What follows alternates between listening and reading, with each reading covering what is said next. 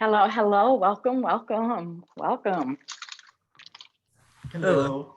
Hi, it's nice to meet you. Yeah, nice to meet you too. And my wife told me about you. I said I got to get her come and talk. Oh, that's amazing.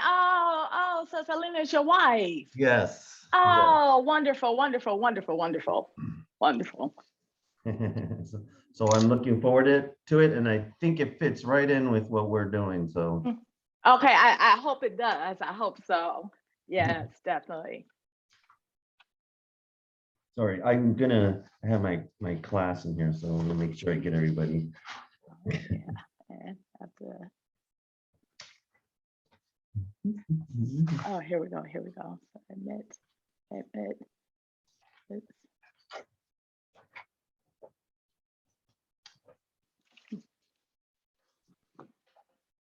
Hello, hello, everyone. Hello, welcome, welcome, welcome.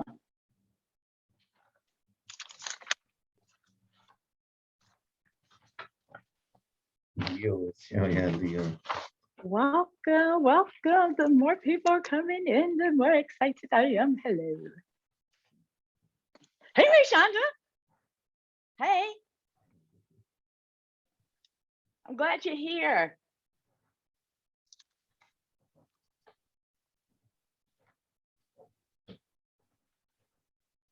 Valerie. Mhm.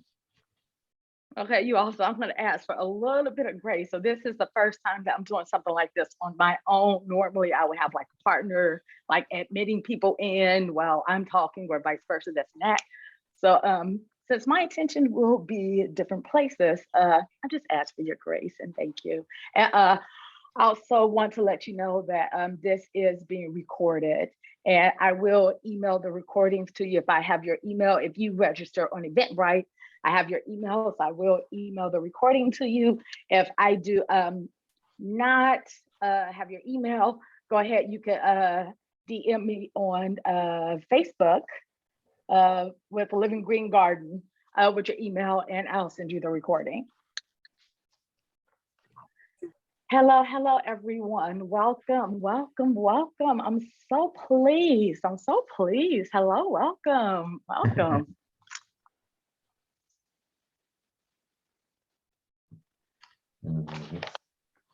Oh yeah, and chat too. I'm logging in from my car, but I'll be home.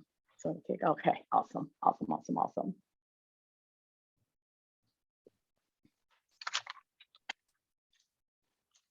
Okay, you all, I'm going to wait just a couple more minutes while people are trickling in. Then let's get started. Yeah, give it a couple more minutes. And I swear every time I'm in a situation, I'm like, we're gonna give it a couple more minutes, then no one else comes in. So we'll see. We'll see.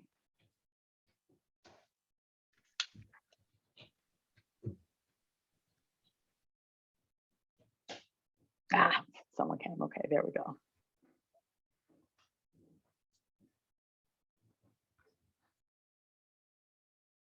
Right. Welcome, welcome to those who have just joined us. We're waiting just about one more minute or just anyone else just trickling in. Then we're going to get started with what I think is a very important conversation or topic.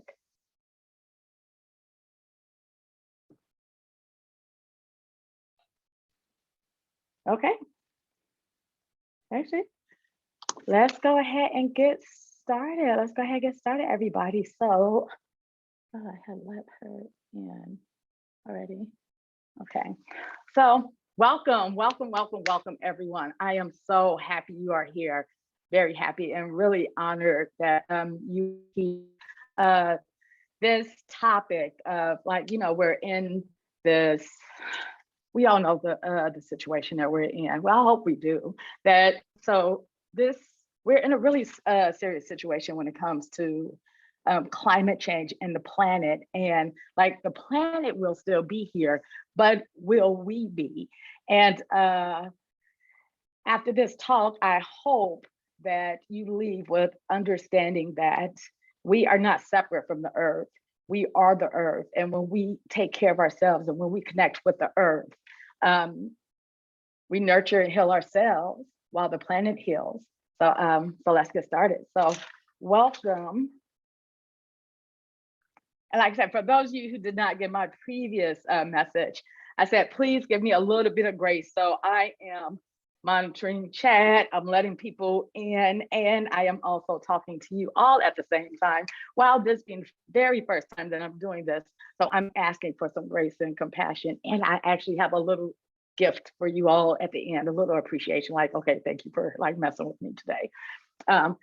So welcome everyone. Welcome to my talk is 7 ways to raise your vibration through gardening and good nutrition. And like I said before, I am like honored and very happy that you are here.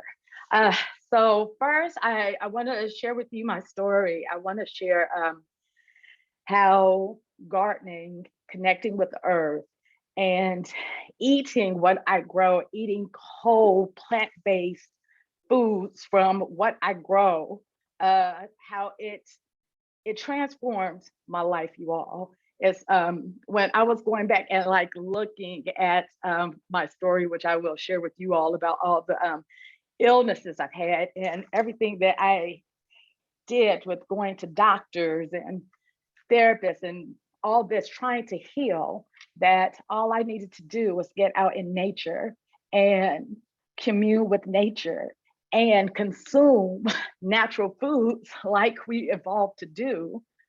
And my body naturally healed itself as I raised to a higher vibration by doing higher vibrational activities.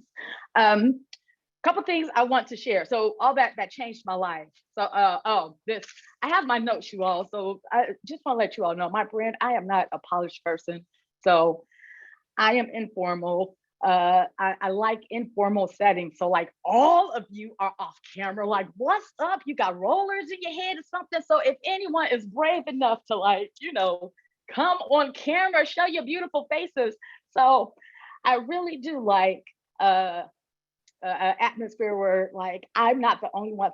Come on, thank you, people, thank you. Where so this isn't my stage. I appreciate y'all so much. This is a community, and I'm all about community. So it is with community and with each other that we can say, come on, y'all showing up. Yes, honey, yes, thank you, beautiful faces. Yes, it is us together that we can change the world. So this isn't me just talking. This is like a conversation.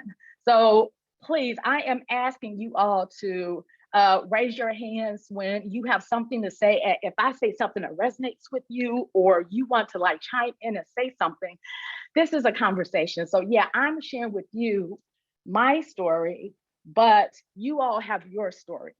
And I believe in a community of learning. I believe that we all learn from each other, and the experts can learn from the novice. So we're all in this together. So let's do that. So please have the courage to jump in, say something, ask a question. If you put something in the chat, I'm just gonna let you know I'm gonna miss it, but give me compassion and I appreciate y'all. Okay.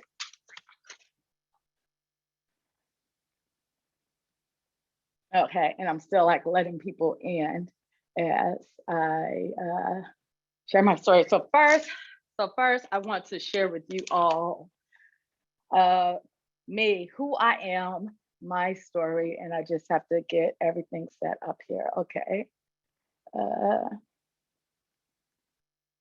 Okay, here we go. Let me see, I'm trying to get you all set up so I can see you all, and I can also see people as they are coming in for me to let them in. Okay, I think I'm okay. Like I said, y'all have some grace with me. You all, I'm not a graceful ballerina, but that's my brand, so it's okay. Okay, so like I said, welcome you all. So my name is LaBrae, and I am the founder of Living Green Garden. And I am going to share with you how growing delicious food from my garden, like it transformed my life. Let me minimize you all here. Wait a second. I think I almost got that computer. I got the computer set up the way I wanted, you all. So we are good to go now. All right, we are good to go. I've got the computer set up the way I want it. Okay, you all. Okay, So here is my story. And it's so interesting. So, when you go through life, you just live in life and you're doing okay, but then a chronic illness come here and one comes there. It's kind of like you're just picking up chips or something. I found myself in a situation where I was really sick and I didn't even know it because it happened so gradually. So I was overweight, but I've always been overweight. I came out a fat baby, so me being like overweight, wasn't a thing. So for a while I was overweight, but I was always relatively healthy. But the doctors, they were always say like, well, you want to monitor your weight. Well, the highest that I allowed myself to get on the scale for was 280 pounds. And actually, I have some pictures. I'm going to show you all a little later. Uh, I have some pictures to show you all. I eventually found myself being a diabetic. And it started with that chronic illness. And I didn't think much about it because diabetes run in my family. Diabetes is very prevalent within the Black community. When I got diabetes, I didn't think anything about it. So I've had diabetes probably for a good, maybe 15 to 17 years before I got high cholesterol. And when the numbers started going up slightly for high cholesterol, I didn't believe them. I thought it was a fluke for years, probably for a good 5 years. I'm like, that's a fluke. I don't have high cholesterol. But eventually I accepted that, okay, these numbers, they are not changing and they kept rising. And so there's 2 chronic illnesses, but I still didn't really think anything about it. It wasn't until that I finally got high blood pressure that I was like, oh, this shit is serious. This is real. And I don't know if you all have ever watched, there's this documentary that I like to swear by. Excuse me, while a couple more people in. That's called Forks Over Knives. So Forks Over Knives is this whole food, plant-based documentary that it changes people's lives. So I have watched this documentary before, Forks Over Knives. I absolutely recommend it, especially if you are looking into whole food nutrition and really changing your health that way. And it was probably about the 4th time I was watching it over a course of a few years. And honestly, me and my arrogance before, watching it before, I was like, oh, these poor people, they're so sick. Oh, oh, they have diabetes, they have high cholesterol and high blood pressure. Oh, these poor people. And the last time I watched it, I was going on that, me and my hootie tootie self, going on that like, oh, these poor people, they're just so sick that I was like, wait a second, these people, all they got is like diabetes, high blood pressure, oh, that's me. And then I got scared. And I'm feeling emotions from it. So like when it comes to heart disease, like women, especially Black women, like heart disease is like the #1 killer of Black women. And when I realized, like, I was watching this documentary and seeing these like sick people, and then I realized people who had heart disease.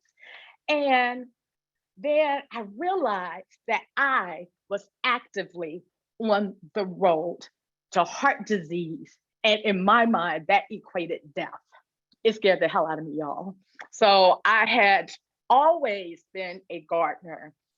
I grew up gardening with my mom. My great grandfather grew all the food for the family for years. It's what I know is you grow your food and you have a house to stay, you have some seeds to grow some food, maybe a few chickens, you're gonna be fine. Whatever happens in the world, you're gonna be fine because you got some food and you got a place to stay. So I come from that.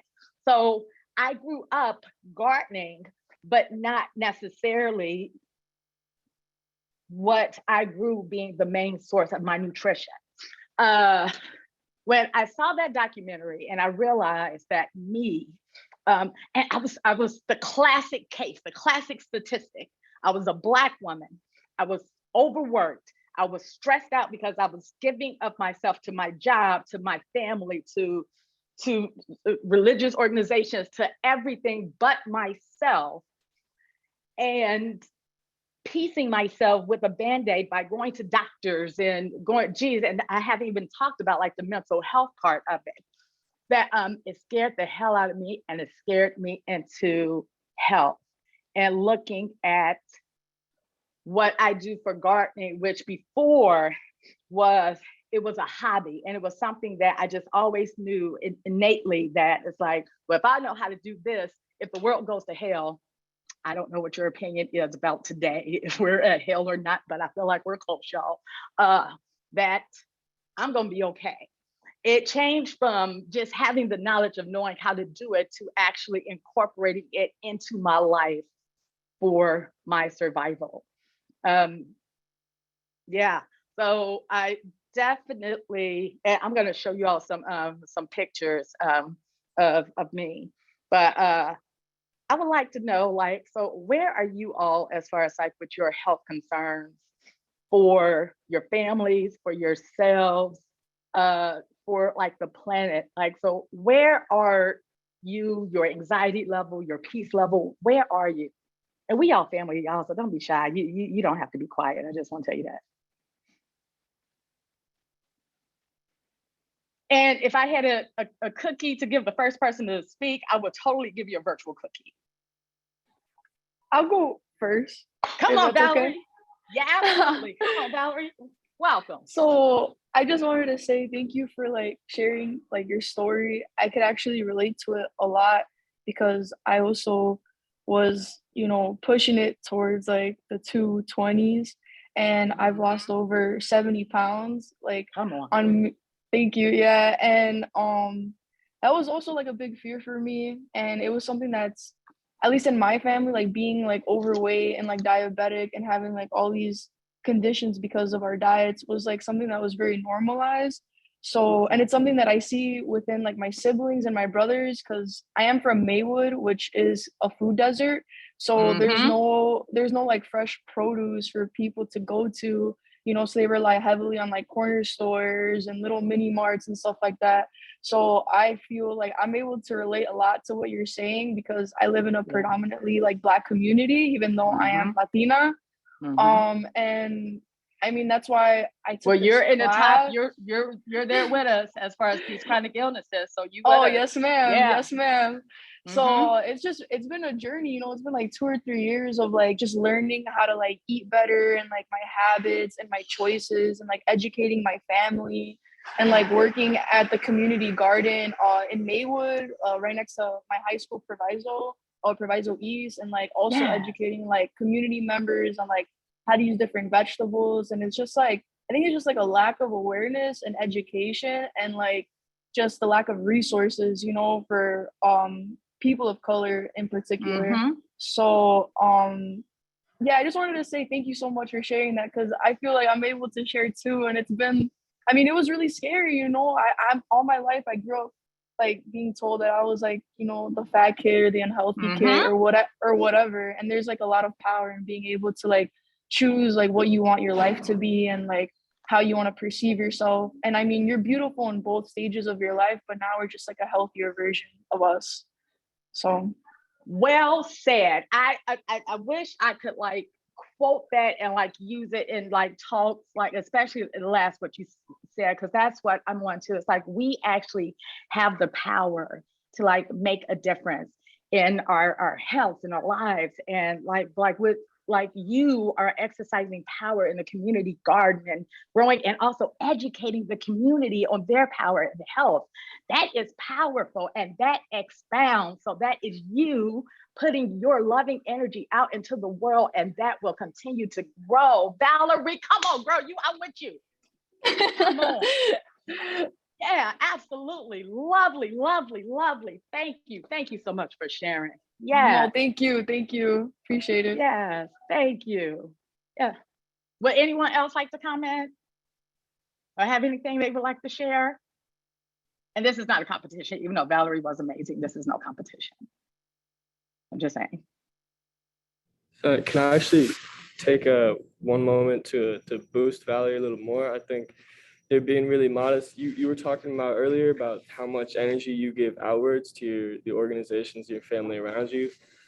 And that's, that's just what Valerie was talking about is her, positive effect on her community. But she's also, I know I've talked to her about a business she started, providing like nutritional diets to people she works with, like in like a exercise field. I'm not totally sure what, but I think there's a lot to that. She's given, she's thrived herself on this knowledge, which is really cool. Yeah, She's taking, that's an independent business, and she's making a kind of another avenue out of it too, which is really cool. thank you for spreading even more love and more knowledge for Valerie. Valerie, so Living Green Garden, there is a project called the Greenwood Miller Project. And this is for everyone, not just Valerie, but this is for everyone. The Greenwood Miller Project, that is named after my great grandfather. And it's exactly about what Valerie is doing. It's about getting into Black and marginalized communities, starting community gardens, educating people on how to grow good, nutritious foods and how to cook it. Because we grew eggplant in a community garden last year. And it was like, so what do I do with this? Hey, we got ways for you. We'll tell you how to cook an eggplant, no problem. So doing that. So, hey, you all, it is about let's join efforts to make a difference. So all of us. So oh my heart is like overflowing here. Thank you.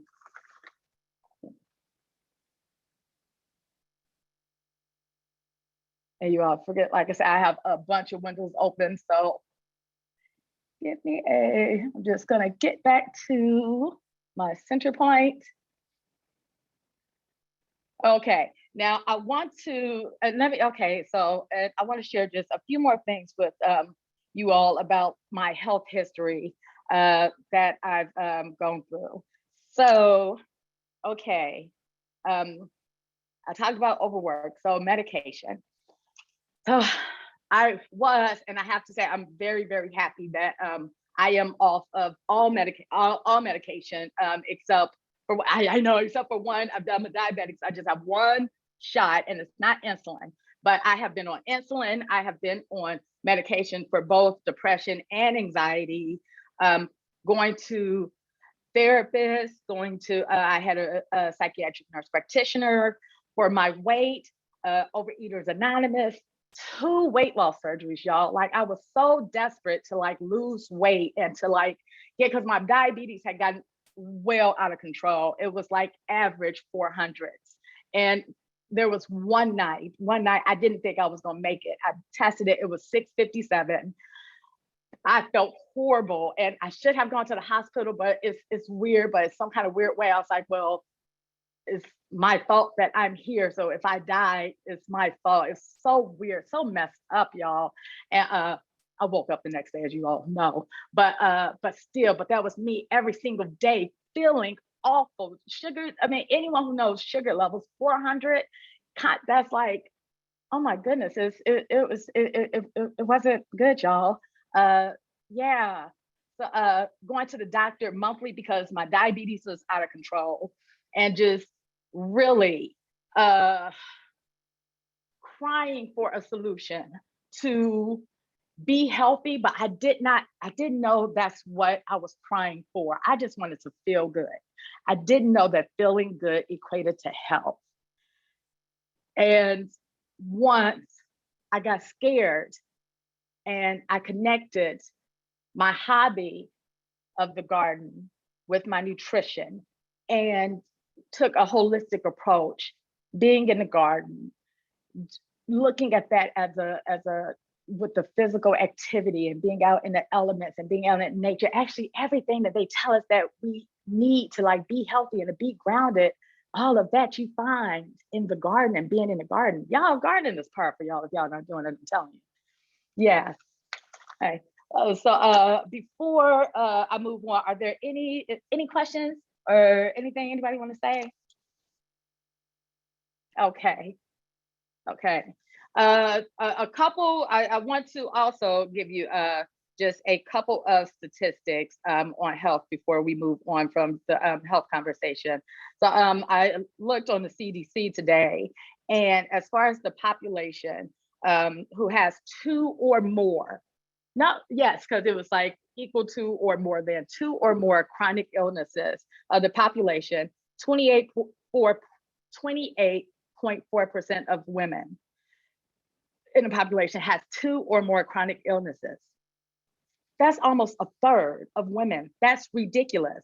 Black people, 27% of Black people, 18% of Latinos, and 16% of Asian Americans have two or more.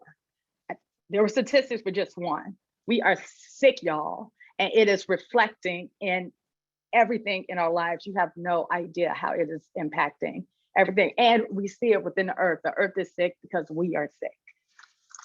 And so it's time for us to get healthy. So Sorry, I just have a quick question. yeah. Yeah, what's considered a chronic illness?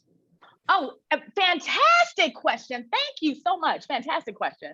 So a chronic illness, diabetes is considered a chronic illness. High blood pressure, that's considered chronic. So the official definition for chronic illness, and look, y'all, we family. So if somebody out there is in the medical field or have the official definition, please come in here. But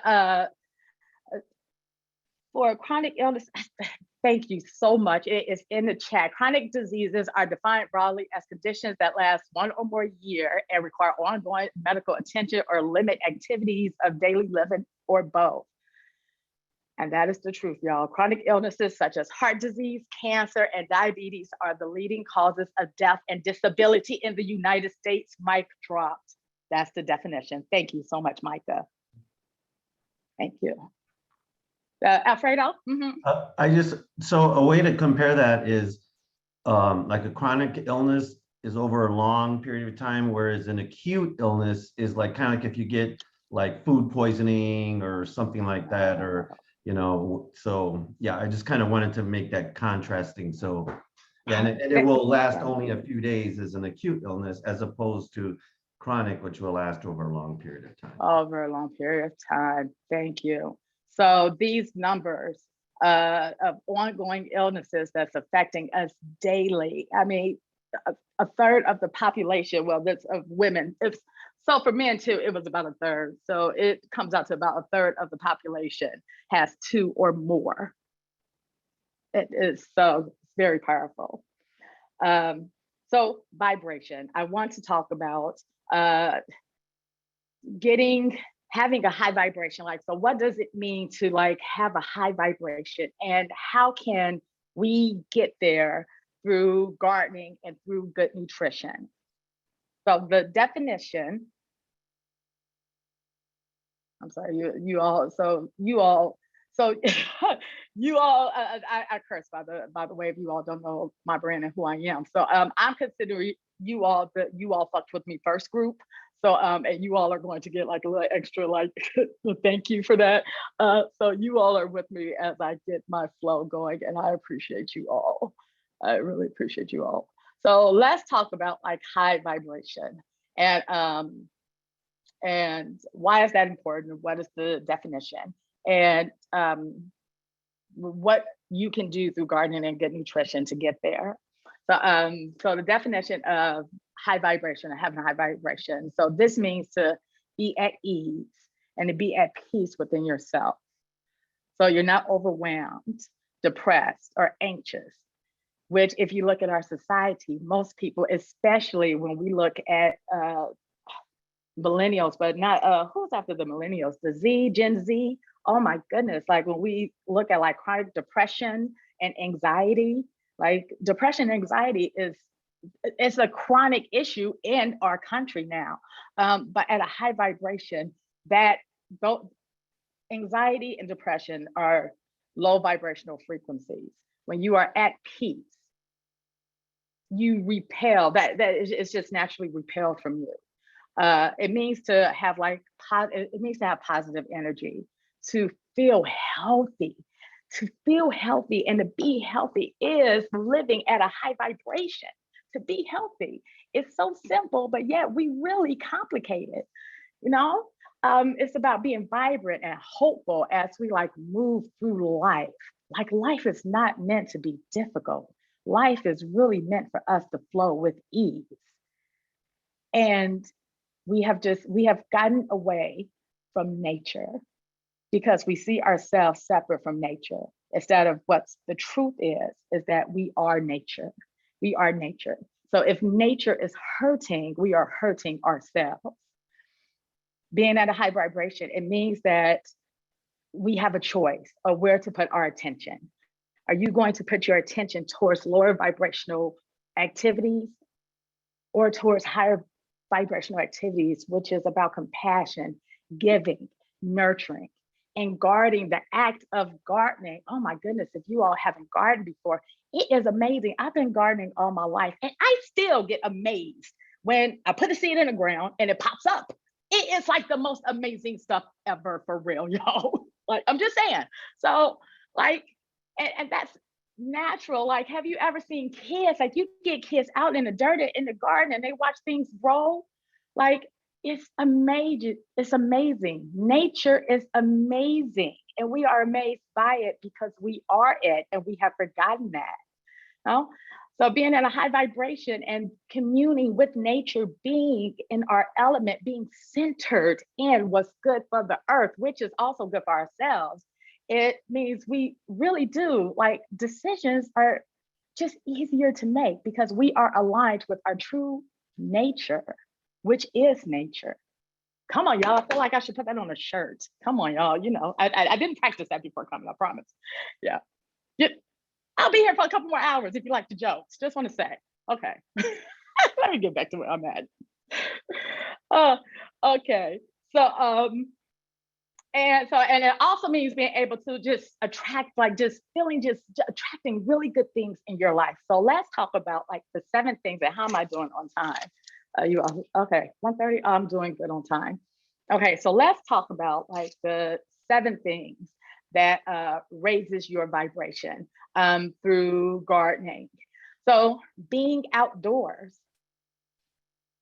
I mean, it is like so amazing to me. Like we are so disconnected, so disconnected. Even so, being outdoors, that's one thing. But if you're outdoors and you're still like on your phone looking, checking to see what somebody on TikTok is doing, you're missing the point of being outside. You know, no, you can do that inside. Outdoors is amazing.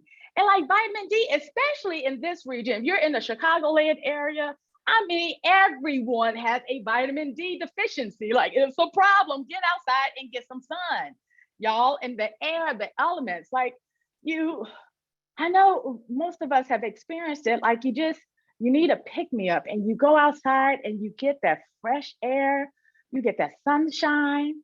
Or if you had a few days of cloudy days and the sun comes out, how your mood just automatically changes. It's just, you're in a higher mood. That's a higher vibration.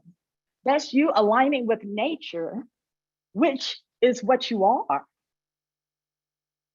Yeah. And I'm not paying attention to hand raises. Does anyone at any point raise your hand if you have anything, if anyone has anything you want to share or say? Also, physical activity. Now, so this is what I have to say. So physical activity is definitely a high vibrational tool, and but we don't want to do it. So here's the good thing with gardening. This is like the great thing with gardening. Actually, it makes you do it, and you don't mind doing it because you're like giving it. So it's different. So like going to the gym, going to Planet Fitness and getting on the Stairmaster, you know, that's kind of boring. And inside it's just different. But when you're like outside and you have like a 5-10 pound bag of compost and you're looking at how far you got to like walk to get it to where you got to go. It's like, are you gonna drag it? Are you gonna, your back? How you gonna do this? So I'm telling you all, it's a workout. What's the quads? The quads is that your butt? The butt.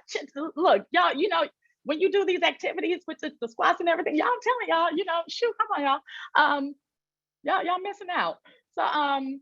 So not only is gardening, gardening makes you active, but it makes you active to a way that you don't mind it, because it's like you're giving to the garden and it's given to you. So like at the end of the day, being in the garden, yeah, you're wore out, but it's a different kind of being wore out than like if you went to Planet Fitness. Like you went to Planet Fitness, you're actually kind of resentful of that Stairmaster. You're just like, I know you're helping me out, but I don't like you. You don't have that in the garden. Like, so the garden is, with love, whipping you into shape. And you're actually very grateful for it. Y'all, it's an amazing activity, y'all. It really is. Yeah. Any comments? Okay, I keep talking. Okay. Just let me know. And you know what? So you all are actually a respectful group. So actually you all can just like unmute. I trust you all to unmute and to say something. So I'm gonna keep going. So the hand raising part is for like unrespectful groups. You all have proven that you all are pretty respectable. So you can just unmute yourselves. I trust you. Okay, so number 3, which I mentioned with number 2, is like nurturing something. Like there is really something like human about getting the focus off of you and taking care of something or someone else. And not that, doing that, you're looking for something in return. But when it comes to like gardening, it's like when you give to it, like you actually really see like how it is giving back to you. And it is that give and take and the balance of it. It's definitely a high vibrational activity when we take the focus off of ourselves and what we want and want to be in the whole ego or whatever, and that we look at life in this world and this experience through a different lens, through a lens that we are all, that everything is connected, which that is a huge lesson in the garden, a huge lesson about connection. It all works seamlessly together. And when you stop thinking of yourself as separate and you no longer see yourself as part of the whole, separateness is low vibrational frequency. Togetherness, connection, that's high vibration. And the nurturing and the cycle and giving is a high vibrational activity. Like, when you like give of your time, when you do like service hours, when you, what do you call donate is community service, but there's another word for it. When you volunteer. Yeah, like when you volunteer somewhere, afterwards, even though, you may be a little tired, whatever, but normally you leave feeling so much better than when you walked in, because giving is of high vibration. Taking without having that balance is a low vibration. And being in the garden, you have to give for it to give back to you. You don't even really have to give much. You don't have to give much to it, but you do have to give. And then you get aligned with that vibration. It's powerful, you all. It really is. It is. And number 4, for how to raise your vibration through gardening. Gardening forces you to take out time. We are now in a cycle that everything is after our time. Our time is a commodity. Our focus and our attention, it has now become a commodity that when you need to break away from the rat race and from the stuff, when you need to break away from the stuff, like, if you're not good at saying no, you can be like, look, I can't go because I gotta be in my garden. Like the garden forces you to take out time for yourself. by being out in the garden. And yeah, you're giving to the garden, but you're actually giving to yourself, because that's the connection. That is the connection. And that's putting you more even at a higher vibration. And because everything's connected, my fifth point for a higher vibration, how to be a higher vibration, is, because everything's connected, it is learning the spiritual lesson that everything is connected. So being connected is one thing, but like when you really see it, so let's explain like the whole connection with the garden, especially those of you who haven't gardened before. Like, okay, and the connection, how everything is connected, it is absolutely amazing to me. There are so many spiritual lessons in the garden, you all. It's like really powerful. So the one spiritual lesson of connectedness is, so you start with the soil. The soil, good soil is the key to a good garden. You put that one seed in the soil, the one seed in the soil. That one seed grows into this like huge, beautiful vegetable plant, whether it's a tomato, zucchini, cucumber, cabbage, whatever. And from that one seed, with this one plant, you now have hundreds of seeds that you can plant and harvest for the next year, just from one. But it doesn't stop there. So at the end of the growing season, that plant dies and becomes compost.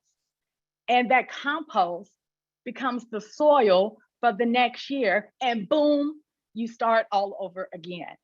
It's like, it is amazing. It is all connected. Everything is connected. And not even with that cycle, even when it comes to certain pests, like I believe in like maintenance. Look, you all, at the core of who I am, like, yeah, I'll put in hard work. But at the core of who I am, I'm like lazy. I'm like lazy for stuff I don't like to do. I like to garden, but at some point I'm like, okay, I'm good. I can go aside. So I do like to set up my garden to where, you know, it's like maintenance free. And well, no, not maintenance free. No, not maintenance free. You all ain't gonna get me on that. So no, you're gonna have to give to it somewhat, but not a lot, low maintenance, low.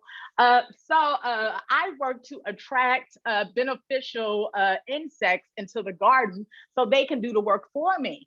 So I am gardening organically by making sure I have certain plants and certain conditions that attract the pests that will eat my food. And so I don't have to worry too much about the pests that's eating my food, because I've created conditions for the beneficial insects to do the work for me. It's all connected. And so like and it's so interesting. So when one of the conditions, when something changes, and we see this in our planet, we do not understand the long-term consequences for our actions that we do. You know, the rainforest, back when they started to like tear down the rainforest and different trees on the earth, did anyone at the beginning, at some point they figured it out, but then greed, but that's a whole nother conversation. We're about high vibration. But at the beginning, no one thought like, oh, this is going to have catastrophic consequences and is going to destroy life on the planet Earth. No one thought that. I don't think they would go, but in my heart, I just don't think they would go with it if they felt that in the beginning. So you just don't know. You change the conditions of something, and there are long-term consequences to that we don't foresee. Gardening teaches you that. It teaches you, it's like, wait a second, what's going on here? You know, my cucumber just died. I thought we were good yesterday. What happened?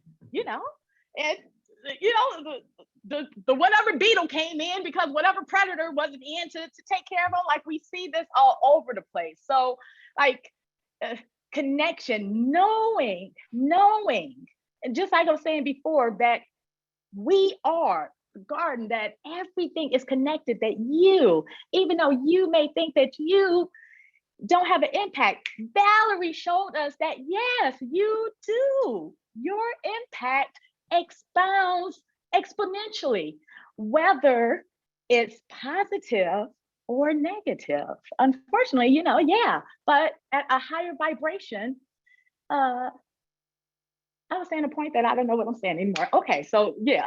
Alfredo. One of the things that I talked to the class about is that in my front lawn, I don't use any kind of chemicals or herbicides or anything like that.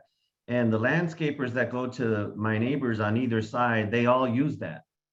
And so Yes. all the birds congregate on our lawn because they know that that's where they can get insects and little bugs and all kinds of things like that.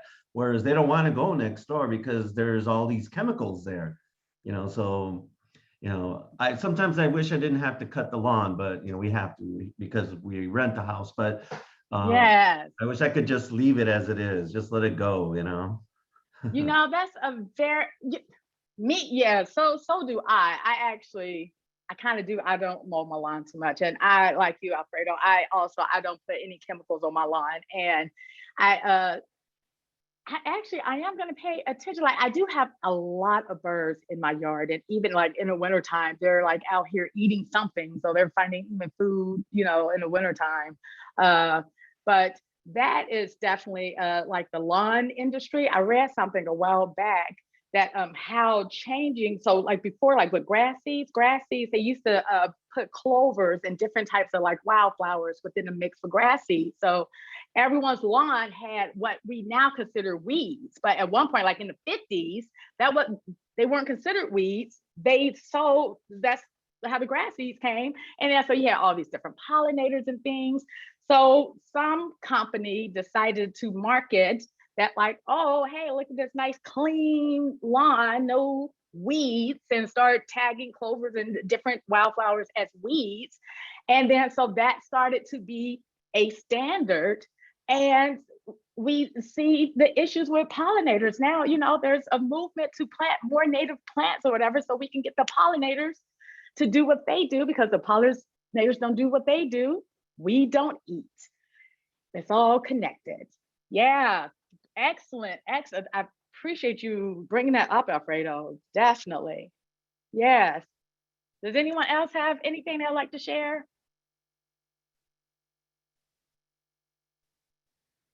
And I just want to say, so, and this has nothing to do with high vibration.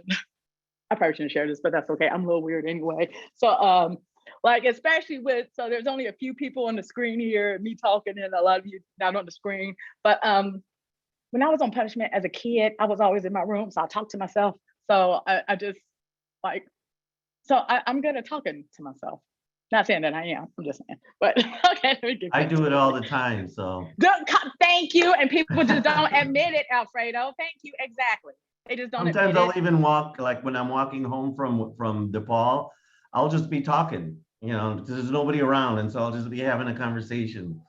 I have like the best conversations like with myself, and I get very clarity. Like, you should talk to yourself. You have some inner wisdom there. I'm just saying. Come on, Alfredo. Thank you. Thank you. Let me get to my the next. Okay, and oh, and I want to add, so stress. So I want to step in here. So talking about the 5 points so far that we talked about high vibration. When you're at a higher vibration, you are at a lower stress level. Now so I guess I'm just not really believing in my older age. It's like, okay, I'm understanding like the impact of these different illnesses and of stress. And it's like chronic stress, really, like everything connected, it really does, it can lead to some of these chronic illnesses as well. Like stress is really, look, if nothing else, if you all can't do anything else, just try to find like 10 minutes of your day to like be still. And there is no and, just to be still Yeah, just even a small little, very mindful practice, which that is very easily to be very mindful while in the garden. Um, Actually, you need to be mindful because you need to be paying attention in the garden and be like, hey, who's eating my tomatoes? But stress, stress, please I just want to just plug that in there. Please be very mindful of your stress, which if you are doing high vibrational activities, which gardening is a high vibrational activity, it does help with stress. The more that you can be at a higher vibration, the lower your stress levels. Stress is low vibration, peace and energy, positive energy is a higher vibration. And that is like a result of gardening. Number 6, I just, you all may question whether this is a high vibration thing, but I am going to say yes. We'll see what you think. But like I am saying that number 6, when it comes to gardening and being at a high vibration, that actually being in charge, being in control of what you put in your body. Not so, yeah, you have a choice of what you buy or whatever, but of the chemicals, of like really how your food is grown and what you intake. So like I know in my heart that if more and more people grew, it wouldn't even have to be most of their own food, even supplemented, even their favorite vegetable or two, for a season. Just if more people started to take control of their food, it's well, it's all connected. It is. It's all connected. So when you are in charge of what you put in your body, and so not only that you are making a very, not only are you in charge, but you are like empowered. You are the one that you are making the decision on how you are going to grow this food.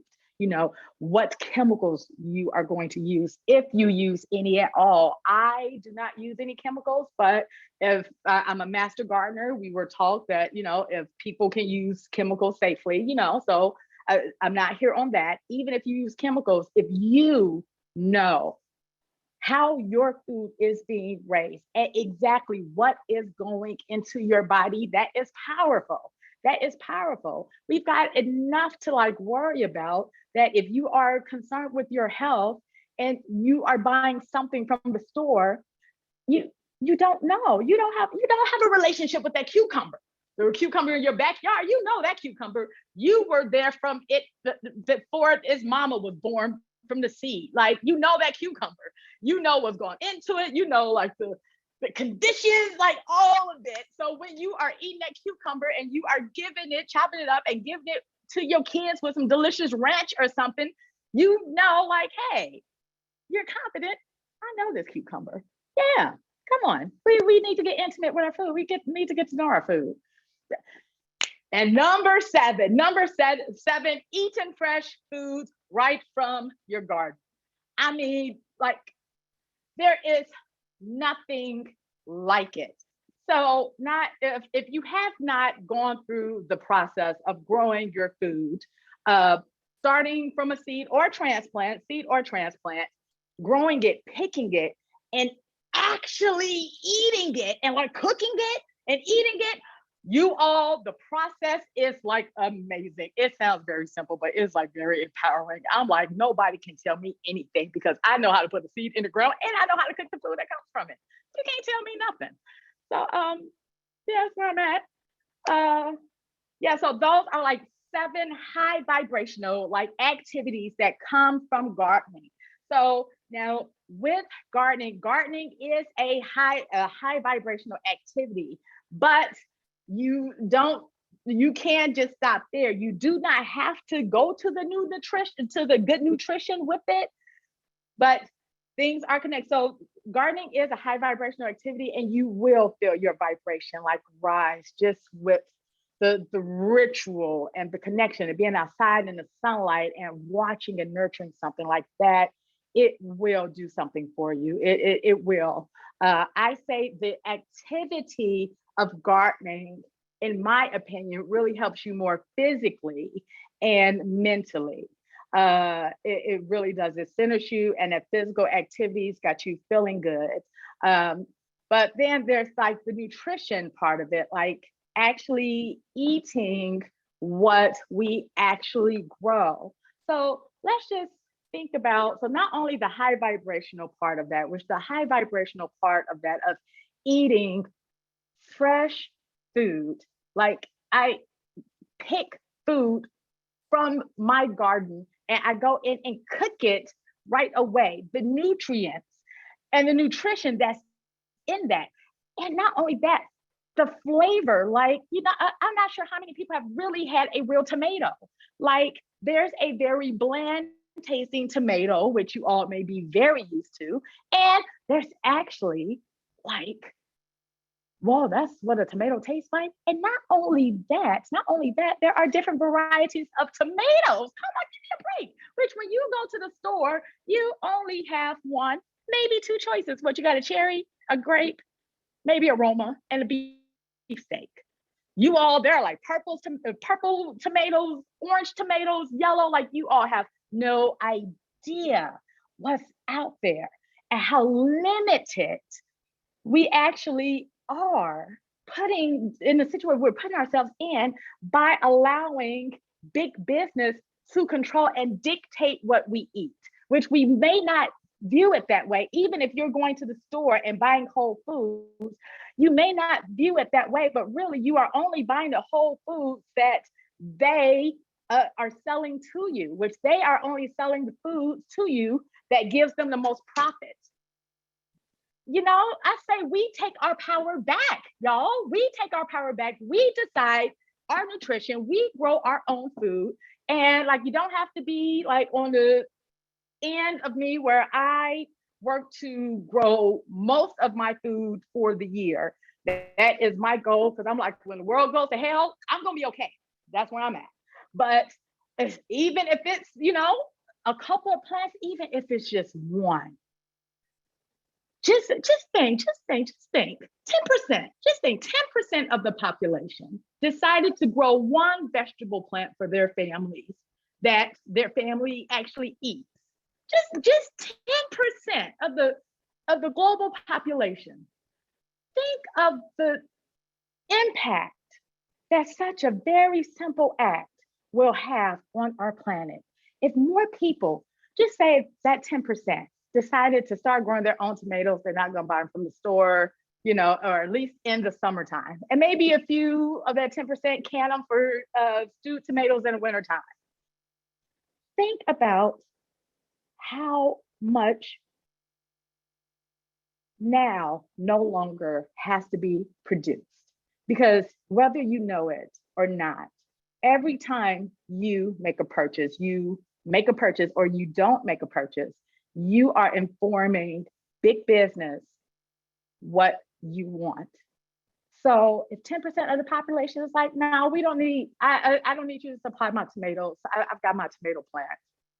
Wow, that opens up so much. I'm not sure if I'm articulating like the connection or the impact with that, because if you think about the cycle of the food cycle, so the big agri grows our food, and then is the shipped, all over the world. So greenhouse gases, and not only that, so what gets to the store, what gets to us are the cute tomatoes. So there are so many ugly tomatoes that just don't make it. How wasteful is that? So we're like, you know what? I don't need you to grow me a tomato. I got this. Small changes small changes collectively can have major impacts on our world. So the problem is that we have forgotten that we actually have the power. We have the power. It's like the Wizard of Oz. Like, she could always go home. She always had those shoes on to go home. She always had the power. She just didn't know it. That's our issue. We have the power to make a difference. That's not even, and it wouldn't even have to like really change our lives. It wouldn't have to uproot our lives. But a small behavior change can make a huge difference in our world. So I want to pause here to see if there are any comments or anything that anyone would like to share. And also, while I see where I'm at in my talk.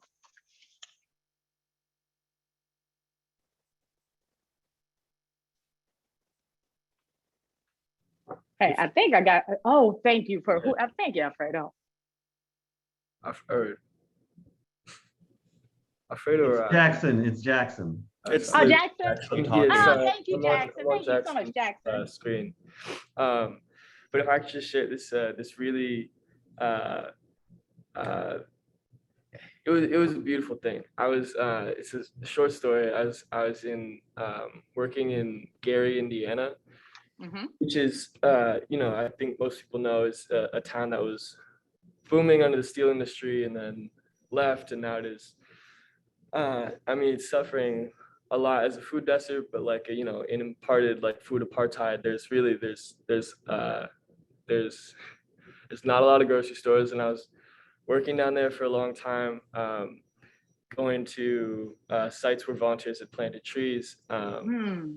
something else, but a lot of those sites were, or a few of them were community gardens.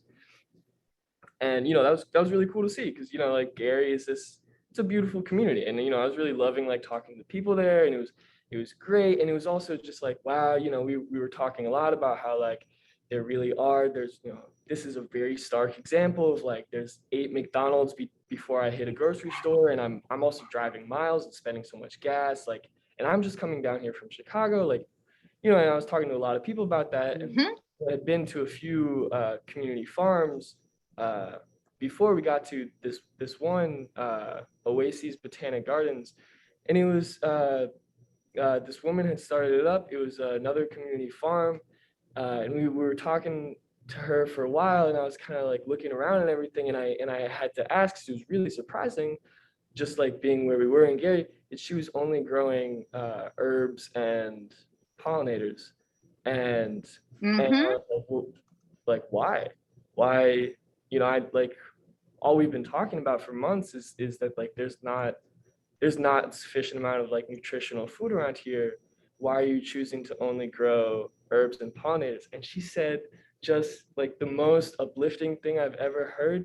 She said, this is what we need. There's so many vegetables coming out of the gardens in this community. We had in abundance last year, or like, you know, a few years ago. So we've like moved on to, you know, we need herbs and we need flowers. We need to like to provide for our other needs.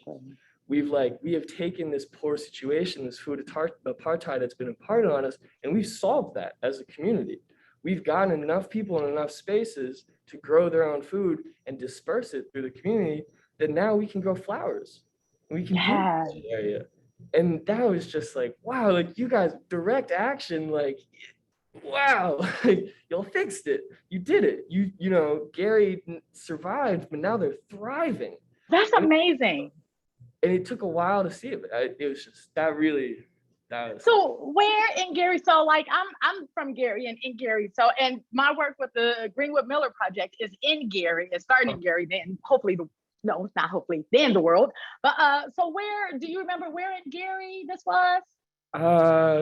Let's see. We worked on a lot of like right near the steel mills. So just Yeah, that's close to my mom's house.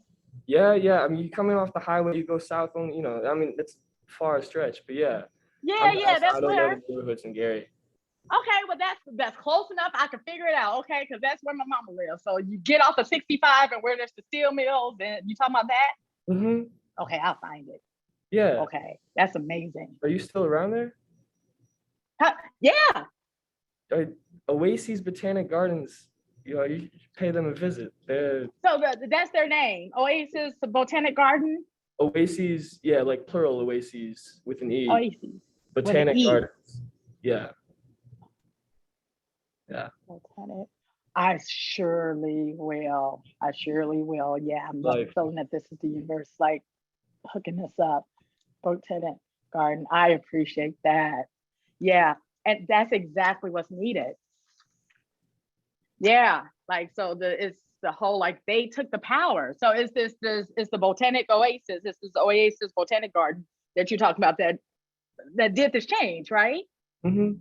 Exactly, exactly, exactly. And see, and just think about that. So, like the change that they made, and so they just took the power, like, okay, this needs to happen, and they made it happen.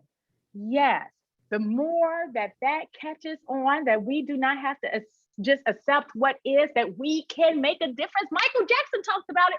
Well, you all might be young for Man in the Mirror, but I don't know if you're not too young for Man in the Mirror. He was like, we can make the change. Yeah, the man in the mirror is the one who goes out there and makes the difference. Exactly. Oh man, I'm loving that. Yes. Uh, anyone else have anything else to share?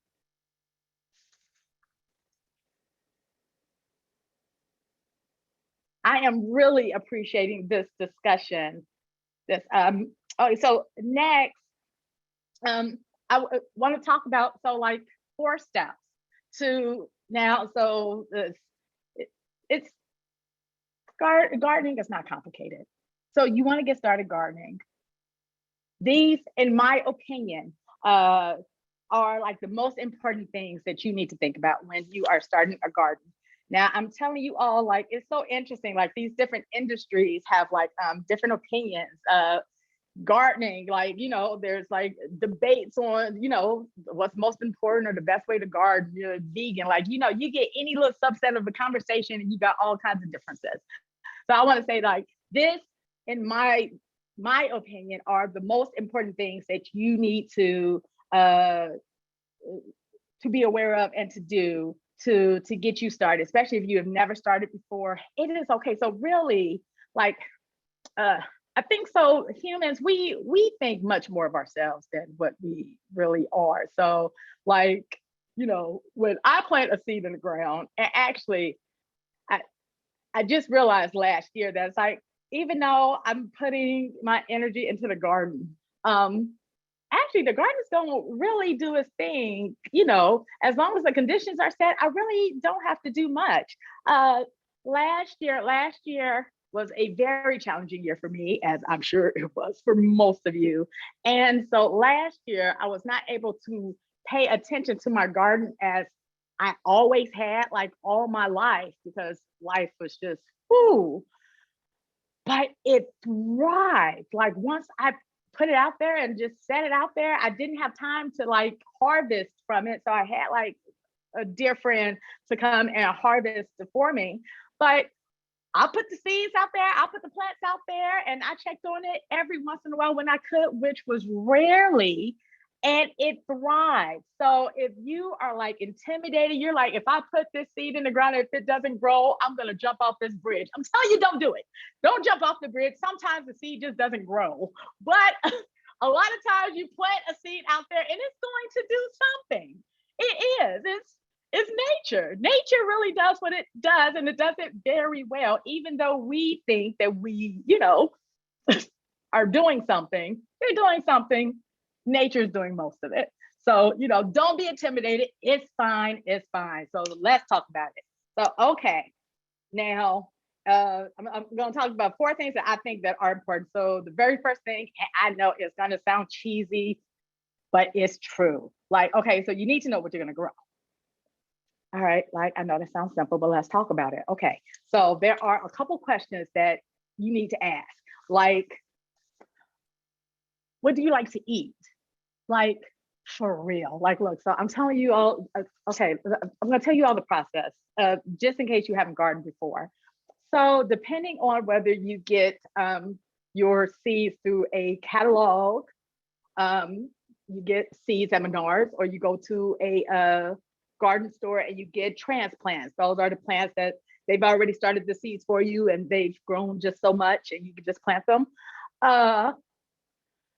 There is something about the gardener's stomach that for some reason we want to grow everything, whether we heard of it or not. It's just something. It's like, so you're like, wow, that is a weird looking thing. I want to grow it. You don't know if you're going to eat it, or say if you don't like cabbage.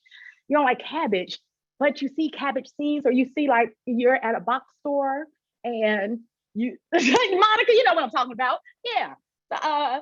you know, and you see like, boy, those cabbages look real healthy. I'm gonna plant this cabbage, but you don't eat cabbage. Why are you growing cabbage? Now look, I'm talking to you this way and I do it every year. I'm just saying, do as I say, but I'm getting better at it. I'm getting now actually I eat everything. So no, never mind. That's not true. I eat everything. But I do grow stuff that I'm just like, I don't know what this is, but I want to try it. It's a thing. So you need to like really know, what do you want to grow, and like what do you like to eat, because you need to know whether you have the space for it. So if you only have like the space, if you live in an apartment and you only have like so much space and you're going to grow in containers, which that's another thing, but everything's connected, and you're going to grow in containers. Well, and you don't eat cabbage, right? You're kind of wasting your space. Why are you growing that cabbage? I know that's a pretty cabbage plant. No. So know what you want to grow, and think about like whether you can do it. So like not only like what you want to grow, what you're going to eat, but like how much are you going to grow? So especially it's look, you all, I have a hard time with this every year, but this is a lesson that I get from the garden every year about letting go. Like the garden teaches you like for things to like thrive and do better in the garden. So you'll have like two plants that you're planting both, or you planted three seeds and they're all coming up and they're looking great. And you have to make a choice. So in my mind, I'm like, which of my children do I have to give up? Look, it's deep, y'all. It's, you know what I'm talking about? Exactly. So, and it's difficult to decide. So there's oftentimes I'm like, I'm just gonna let them grow up and see how they do. But they would do better, and they do okay, but they would thrive if I selected like the healthiest plants for it to like thrive and do its thing. So you have to don't I'm telling you to be realistic, but I am definitely not realistic when it comes to gardening. I'm like, can I plant over here? Yeah, anyway, but I'm on a whole nother level with it, y'all. I got a business talking about it, so I'm on a whole nother level with it. But like, be reasonable and know that part of gardening is letting go. If you get a tray of 6 tomatoes at Lowe's, 6 tomato plants, and really you and your family, because tomatoes produce a lot, you and your family are really only going to eat 1, maybe a little bit from 2, but you have 6. Look, I'm telling you, don't plant all 6, because those tomatoes are coming at you, and then you're going to have to do something with them. So this is what I started to do last year. So especially with me having a Living Green Garden, I started to share my extras, and other people who had extra transplants or started seeds, because we always start off with more than what we need, because we want to make sure we have enough is a thing. So with the extra, it's like we don't have to like throw them away. Last year, what I did, I put up a sign in front of my house, and with all the extra transplants and seedlings I had, I put up a sign. I was like, take as many as you want, they're free. And I had a lot last year because Living Green Garden did a Juneteenth plant giveaway in Gary. We did that, Gary, and we're doing it again this year, June 20th, the 2nd annual Juneteenth plant giveaway and barbecue. Free plants, free vegetable plants, free food. It's just free. It's for the community. Come on, Rashonda, I'll see you there. Rashonda, she was there last year. Come on, Beck. I'll see you there. Yes. So like the extras from the giveaway and like from my own garden, I just put them out front with the sign, please take as many as you want. I had people driving by saying like, oh my goodness, I'm starting a community garden at my church, and at the school, and oh wow, I wanted to, what's this and that. And most of the plants, and I had a lot of them that was left over, most of them were gone. So if we can start thinking about this whole like connection, like we're all connected, like, what I have, like share, all of it doesn't have to be for me. Really, in my opinion, where we have gone awry from what's natural is that we think that we don't have enough and we don't share. So we have more than enough, and the more than enough that we have, the extra we have, we don't share it. Just think about a world where we just shared our extras. It's not even a big deal. The impact, you all, the impact. Yeah. So So that's number one. Know what you're going to grow, and be like reasonable. You have to like really consider like your space, like what can you grow within your space. And even if you can grow it, if you're not going to eat it, what are you going to do with it? Like, that's a real question. Like, like if you're going to grow it, give it to a shelter, like do something with it. Even if okay. So that's number one. Number two, location. Location. Now, location is, to me, it's not it's everything, but it's extremely important. So most, I would say, of your vegetables need full sun, and full sun is 6 to 8 hours. So you need a space for that. So because I always get this is north, right? It's yes. So the south, the south side of the property or whatever, and I don't know why this is, but it is, gets the most sun. So if you are planting something north, and there may be shade or something, like there are things you need to consider. So if you're planting north and there's a tree over here that's casting shade, only this spot has sun, but on the south, there are like things to consider, and especially depending on what you want to grow. So full sun is 6 to 8 hours. Partial sun is 3 to 6 hours. So you need to like really evaluate, because the sun moves differently as the season goes on. So in one place, especially north in my property, like at a certain part of the season, there is like a corner of my garden that gets a lot of sun. I'm like, oh, I'm really, really good. But then as time goes on, as whatever the earth does, what it does, I'm not that person, I'm a gardener. Throughout the season, that sunny spot becomes a partial shade because of how the sun is moving throughout the season. And I have this tree here up north. Now, if it was south, if I had planted that south, I would be good full sun. So I have to be mindful. It's like, okay, so I know I get full sun this part of the year, but this part of the year I get partial shade. So I need to be very mindful. Okay, full sun season, I can plant my tomatoes and cucumbers or whatever over here. When we start getting into partial shade season for this particular location, my garden, maybe I will put something that can do okay in partial shade. So like brassicas. If you don't know what brassicas, they're your cabbages, your broccoli, your cauliflower, that they are the kale, they're the brassica family. So like the brassica family, they can do okay in partial shade. And actually they don't like a whole like extreme heat.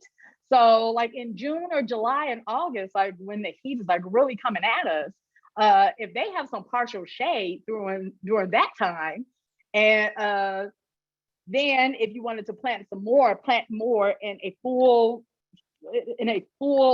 sun area, full sun area, like when the season starts getting cooler, like more into the fall season, then you can do that. So location and where that sun is extremely, extremely important. Are there any questions on that or anything that I said so far about the garden or gardening? Can I just say real quick? Yeah, I like what your first point was. Yes, I've seen this quite often, and sometimes it is hard when you plant a lot of, like, let's say carrots. You're eventually going to have to weed them out, especially if you just plant a long row of them, because they need a certain amount of space. And I know we feel sometimes bad that we have to take out these little starts out, but that's the only way that the other plants are going to thrive. So I just kind of wanted to throw that out there. Thank you. It's so true. It's a lesson that I am confronted with every year, especially when it comes to the carrots and things, because it's the more space that a plant has, the more it can grow and thrive. So that's with anything. So you will notice, so if you do like square foot gardening is like a really efficient type of gardening where Mel Bartholomew, he created this system that depending on the type of plants, in a square foot, how many vegetable plants you can plant in a square foot for like maximum yield and efficiency. But you see with that method, if you do that method, so if I do like 4 tomato plants in, not 4 tomato plants in square foot, no, that's not. But if I do like 1 tomato plant in per square foot in a 8 by 4 bed, so that's actually 13, that's actually 32 tomato plants if I do the square foot gardening method. So now they're going to grow, but those plants are not going to grow and spread out nearly as much as if I planted 8 or 6 within the bed.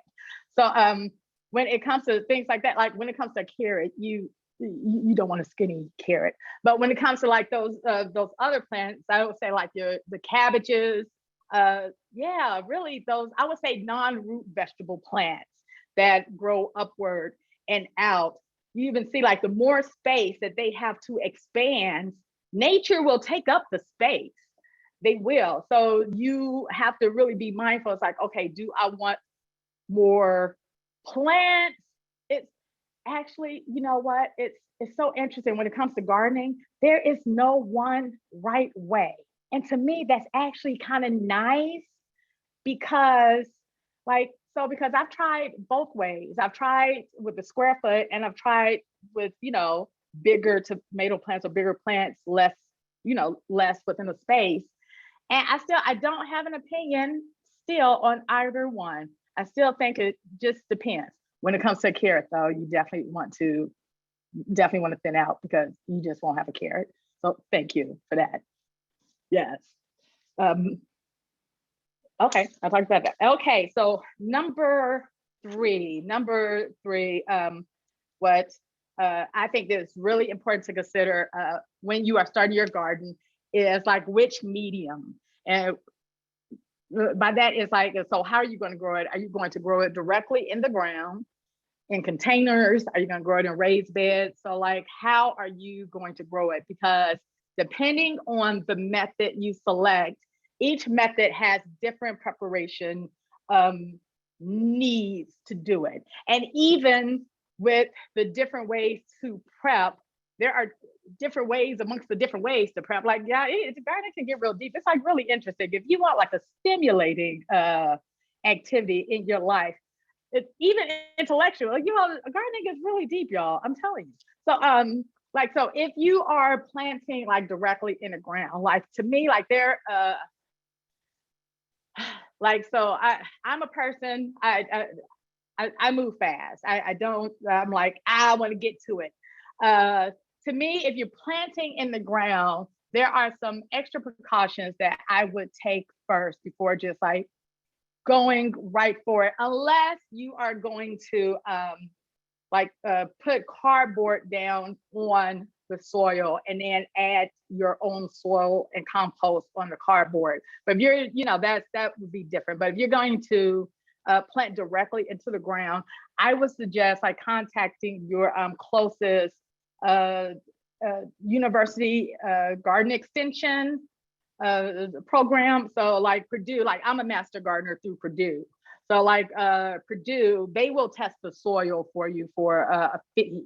So I would say get the soil tested because if you are not familiar with that soil, you don't know, you just want to make sure that because you're in control of your food. This is an empowered high vibrational activity where you are in control of your food and you want to know. So you just want to make sure that if you're doing it in the ground, that the soil is okay, and a university extension close to you can help you out and do that for you. Now, if you are doing a container or a raised bed, you don't have to worry about that because you are bringing in the soil, you're bringing in the compost, you're doing that. So that's the step you don't have to do. But there are other things that you do have to consider. So like each one, because I was going to put pros and cons, but it's not pros and cons, but each method has different things to consider. So like for me, like containers, actually, I personally do not like, and that's just me, growing in containers unless it's, because I told you, I'm lazy, y'all. I don't like containers, take more work than I want to give. Unless I do, I'm just saying, unless I do a self-watering container. Now, if I can do a self-watering container and have my soil good in there and I water the bottom of the container once a week, I can commit to one, I can even commit to twice a week, but every day, like the attention, if you don't have a self-watering container, so your plant it dries out faster because it doesn't have, it's not holding as much moisture as it would if it was directly in the ground or if it was in a raised bed. So you really have to be more mindful with the watering in a container, unless it's a self-watering container, than you do if it's in a raised bed or in the ground.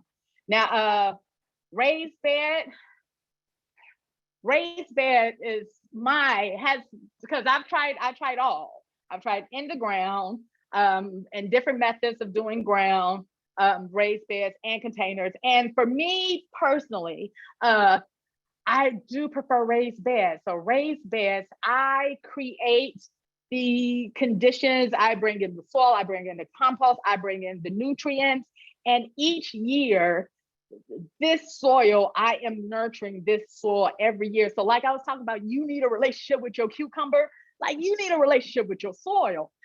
Like this is for real, like the soil, which is the number 4, that's like the soil is everything.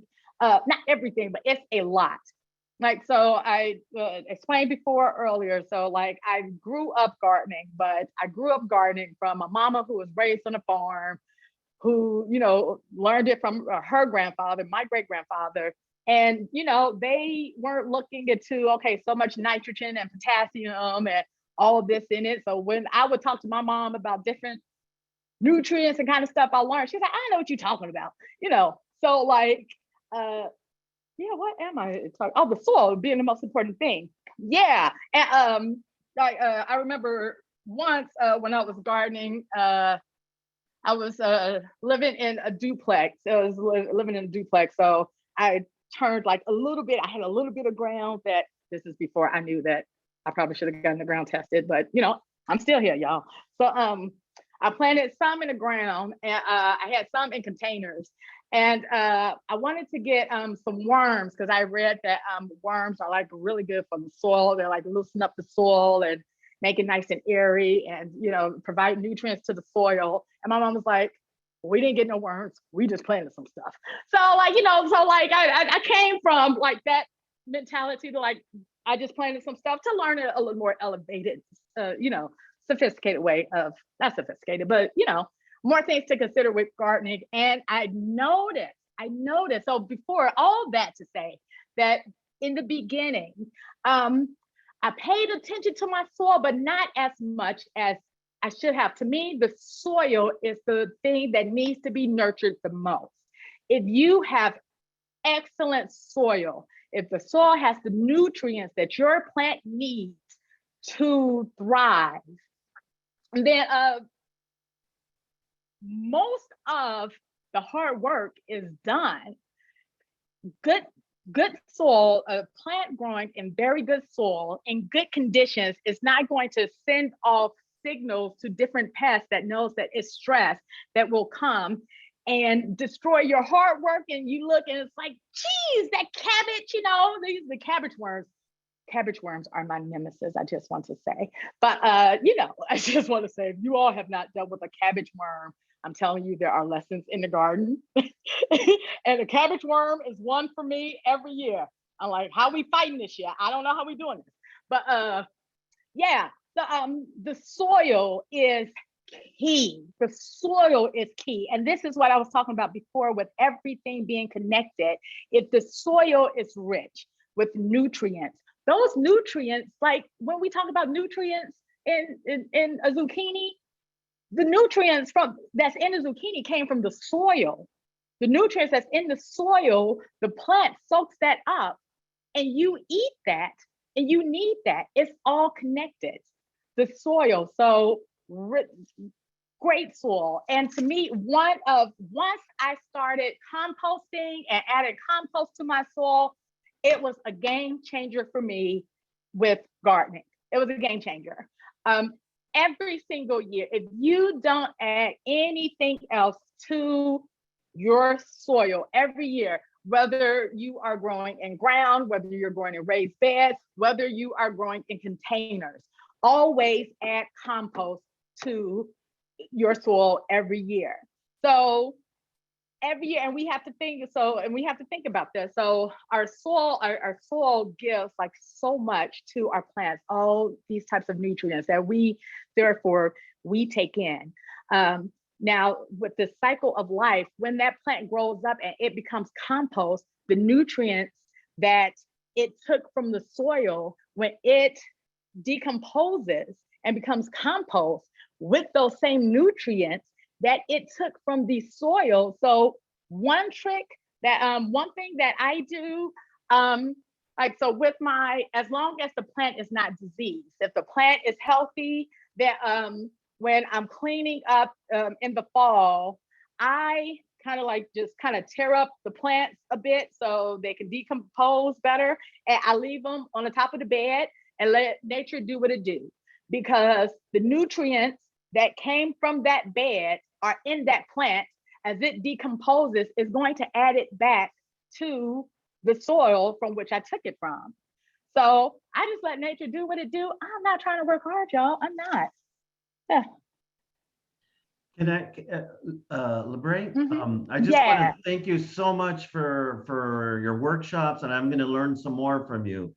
And, Yes. and so I Thank just you for wanted to let coming. my students know that if they want to stay, they're more than welcome. I have to go teach another class in Okay. 10 minutes, so I will have to leave.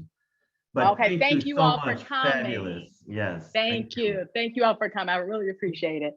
Thank you. Thank you, If Sierra. anybody much. wants to stay, they can stay. So. Thank you All so right. much. This was amazing. Oh, I'm so Thank happy. you. Thank you, you all. And we're doing Thank some great work you. in Gary.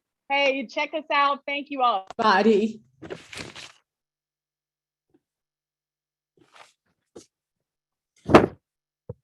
Okay, folks. So okay, so what, wow, so it was the class, huh? The class made me feel like a superstar. Okay, all right, class. Hey, Rashonda. Hey, I'm glad you here. Monica, I tell her, so yeah, that class came in. I was like, geez, look at me, I'm a superstar. Yeah, no, not so much. But that's okay. So does anybody have any like questions or anything y'all want to say?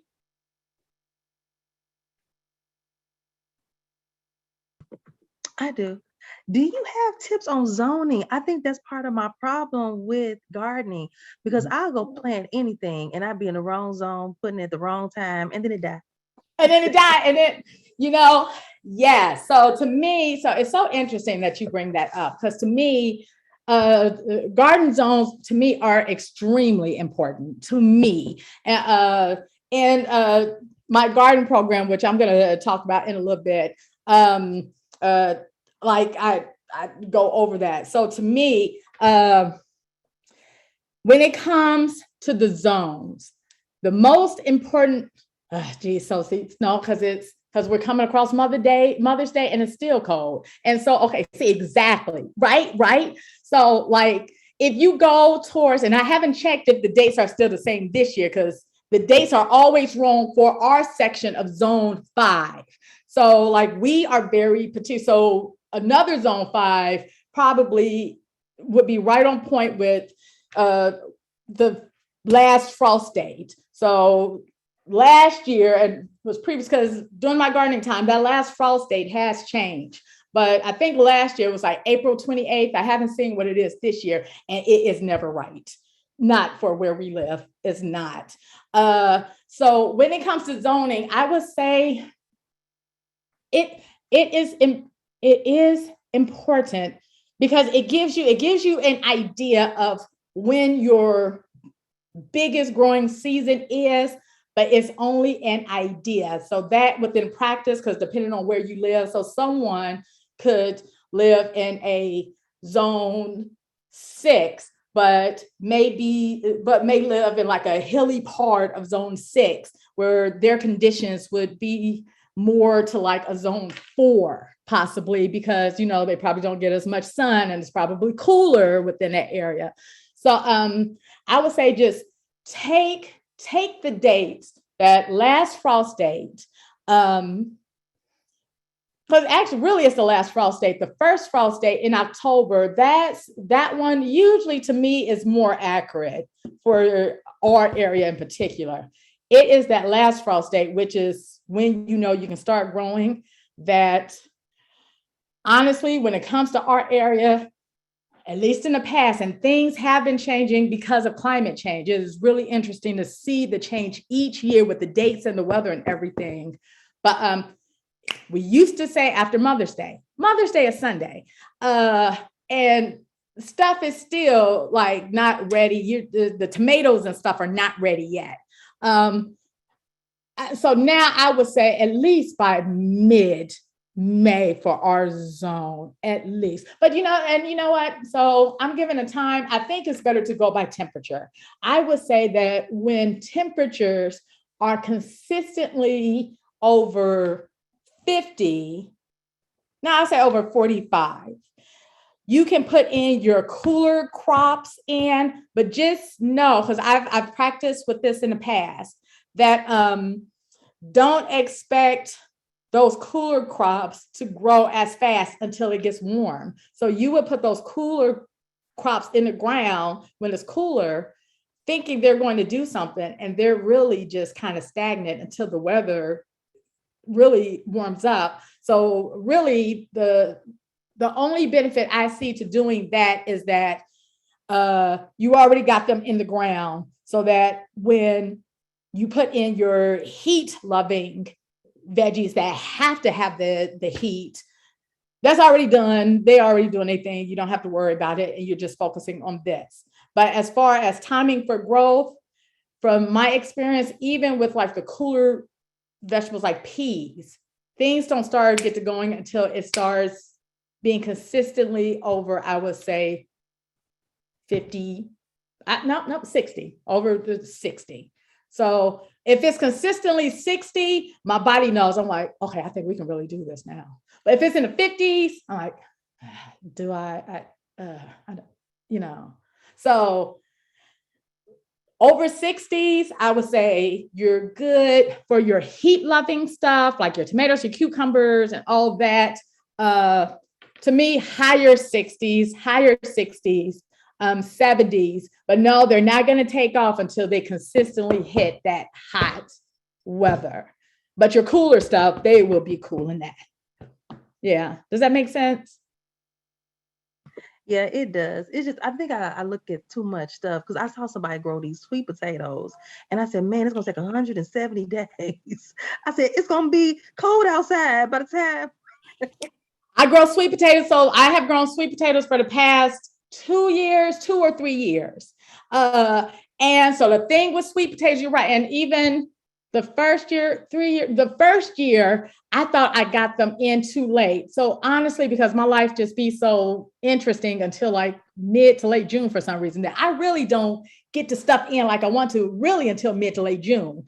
So sweet potatoes, each time I did that with sweet potatoes, but I am scared because it is so close to the frost date that it was one day that a frost was coming. So I took a sheet, because my sweet potatoes, like the leaves, they were so pretty. I'm like, we're not doing this. I put too much time in you. We're not doing this. So I got a sheet and covered the sweet potatoes with a sheet, and they were fine when the frost came. They were fine. So the sweet potatoes, because right, they do take all that time, and I get them in so late because of my life that I'm watching that frost date. And then I'm ready to get them up as soon. I do like a test. I'm like, okay, there's a sweet potato. All right, I'm gonna dig them up. So that's how I do the sweet potatoes. Yeah. Hey, Monica. Hey, Monica. We got two Monicas. Hey, Monica, what's your question? So you talked about sweet potatoes. I'm in Texas. So you talking about planting them when it's a good time to plant them? Is that what you're talking about, Rashonda? Like, because I want to grow sweet potatoes too, and so I want to know, is there, because I'm in Texas, it's like start growing your slips now. Start growing your slips, or you can buy slips online. So Texas, honey, girl, you have a whole different experience than we do up here. It's like lovely down there. Just you could get, like, what's your weather right now? 88. Come on, get out of here. So that's what I'm saying. So yeah, okay, right. Just get some slips. You good. So yeah, you get to planning. Yeah, you good. So yeah, we be itching up here. We be like, it ain't time yet, but we ready. Yeah, like I'm ready. When you say slips, I don't know what that means. I have a potato that has a long bud growing from Correct. it. So I was Correct. hoping that maybe I can just plant that. So what are slips? So the slip is that long thing that comes up from the potato, but you have to pull that off the potato and put that in water for it to get roots. And then you put the rooted slip into the ground. Okay. Yep. So do I just break it off? Yep. You just break it off. You break it off. You put it in water, and about like 4 days, you'll have slips. Put it in water and sun in a window where it gets some kind of sun. And yep. You watch for it to get roots. Like if you ever like propagated like a house plant or whatever. What's that one plant that everybody got, especially their grandma and their auntie? Yeah. So we all know how to propagate that. So that's the same way you do a sweet potato slip, and then you put that in the ground. Yeah. So actually, this is actually like the perfect time. And y'all, I wasn't sure if by myself I was gonna be able to talk 2 hours straight. I'm actually very proud of myself, by the way. So at the end, so I want to like share with you all like my garden program. So I have I said I was going to share some of the pictures with you all. Actually, let me promise that. And then I want to share with you all my program, but let me share. Okay, let me share my screen. And you all, my screen is junky. It's my first time doing this, so y'all gonna see a whole bunch of stuff. But do y'all see my pictures here? Yes. You do? Okay. Yeah, so when I was talking before about so here, like, so my highest was 280, but this isn't 280. I think this is like 250. I had lost some weight here. Yeah, this was after weight loss surgery. This may have also been after weight loss surgery. So I've had 2 weight loss surgeries. And when they say like weight loss surgery really is a tool, that's true.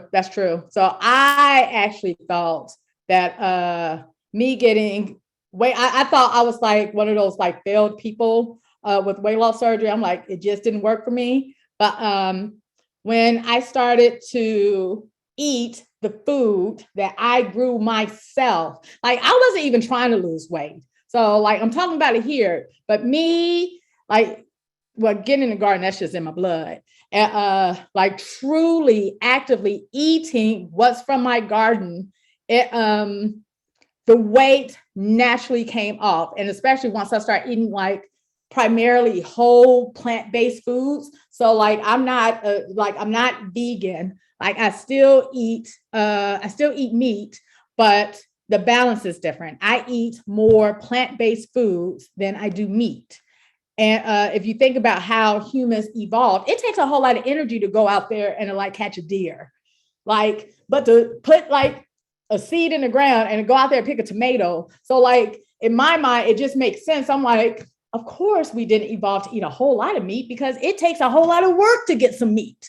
But if you have big business doing it for you, then it's easy to get out of balance with the natural way of things. So yeah, so let me share you all like I'm really excited and thank you all for being here. Let me so I wanted to share with you all my garden program. So let me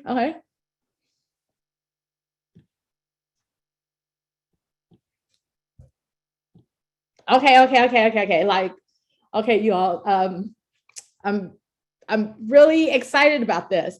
This is a grow your own veggies garden program and live your high vibrational life. So do you relate to any of these points? So like, have you always wanted to grow your own vegetables and you find it difficult to start? Are you looking for a fun and holistic way to lose weight and be healthier?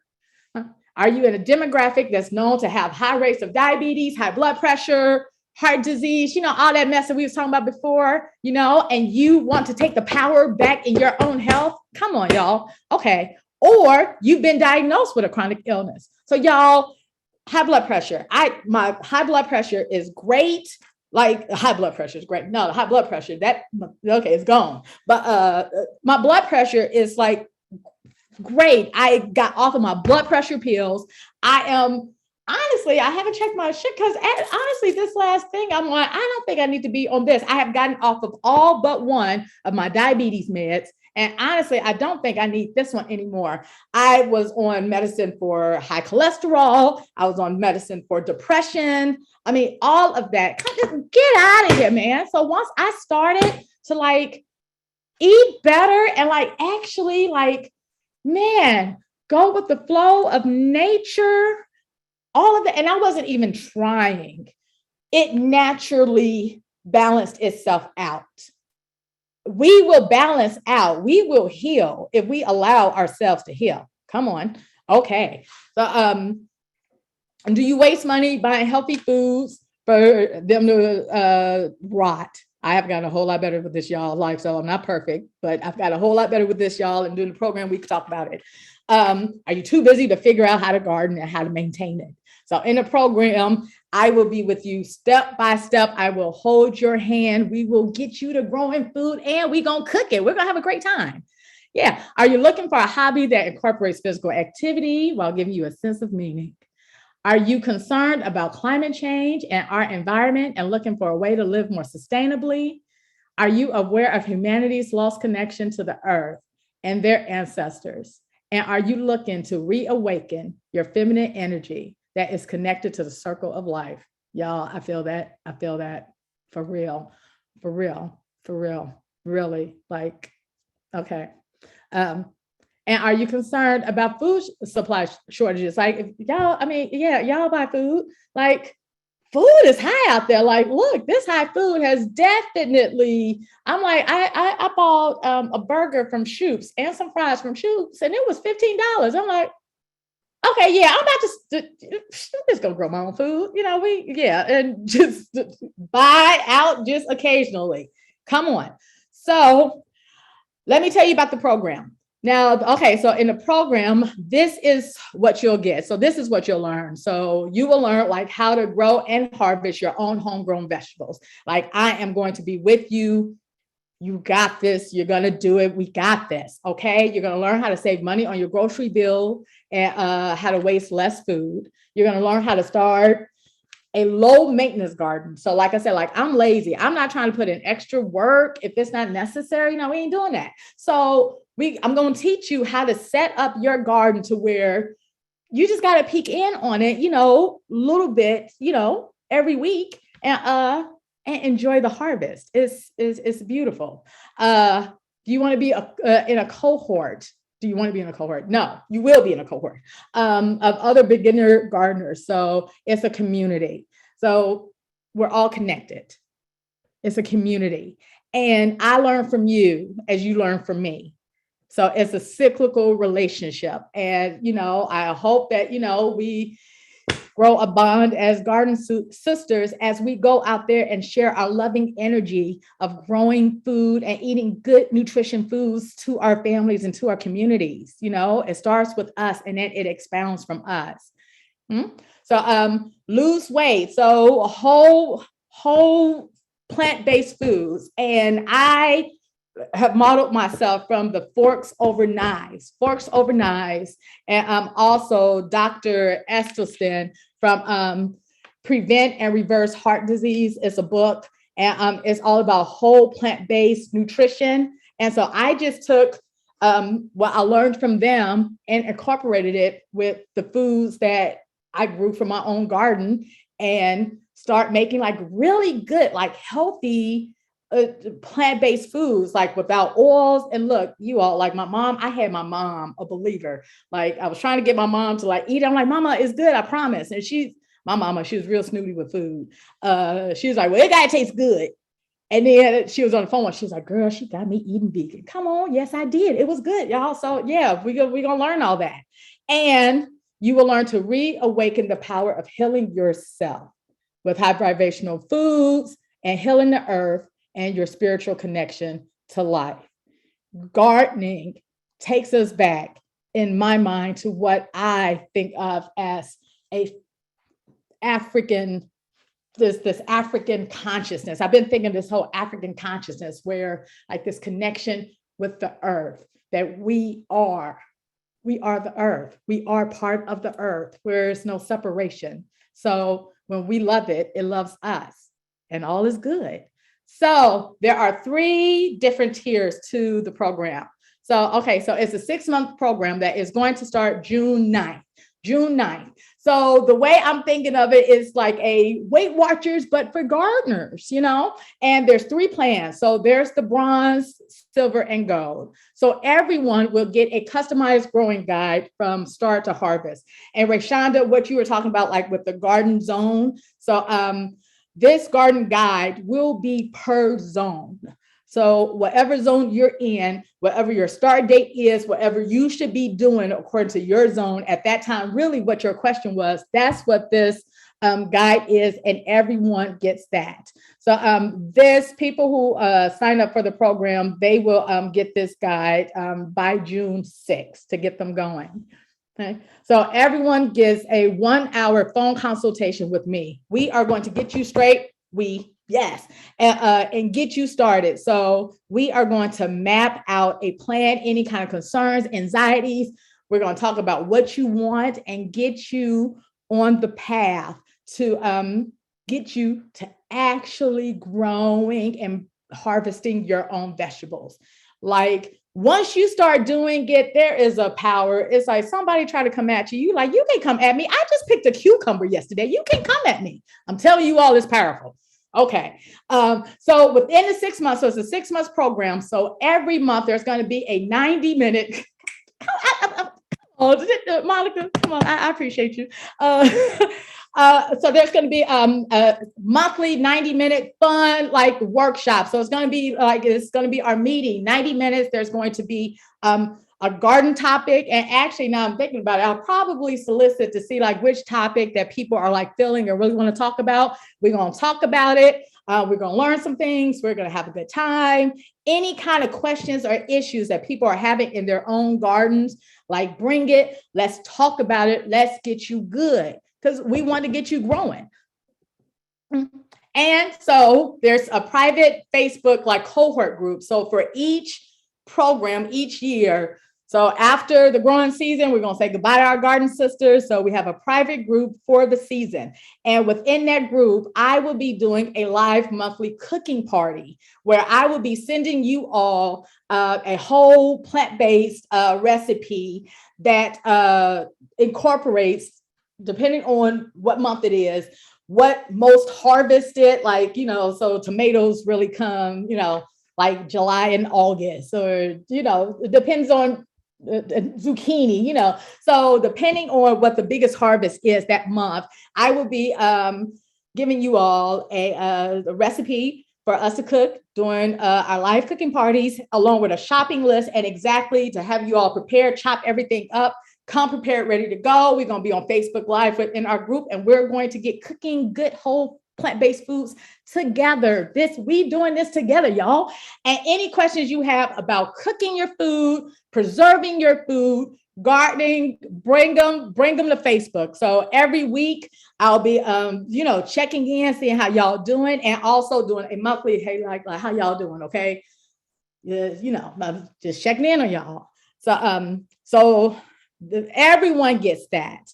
Now, the silver plan is you get all that with the bronze, but you also get 6 1-hour monthly private session with Garden Sisters. So you would be with the same Garden Sisters for every month for the 6 months. And so you would get more personalized attention on you and what your needs in a very intimate group with your Garden Sisters. So if you're like really intimidated, you're like, okay, that's all good, but I feel like I need someone to watch me a little closer, then this is the package. This is the one where I will really get to know you and your issues in this intimate group and to get you going.